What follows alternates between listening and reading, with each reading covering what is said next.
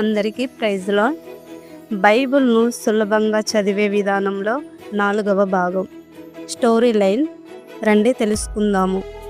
పాత నిబంధన 39 పుస్తకాలు, కానీ స్టోరీ లైన్లో ఉన్న 11 పుస్తకాలు చదివితే స్టోరీ మొత్తం అర్థమవుతుంది. మిగిలిన 28 పుస్తకాలు కూడా చాలా ముఖ్యమైనవి, కానీ అవి కూడా ఈ స్టోరీ లైన్లో చేరుకుంటుంది.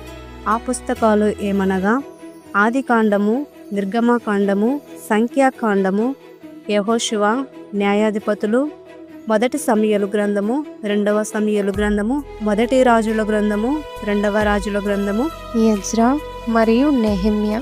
28 పుస్తకాలు ఈ పుస్తకాలలో ఎలా చేరుకుంటాయో 5వ భాగంలో నేర్చుకుందాము. ఈ వీడియో సువార్తకు అనుకూలంగా ఉంది అని మీకు అనిపిస్తే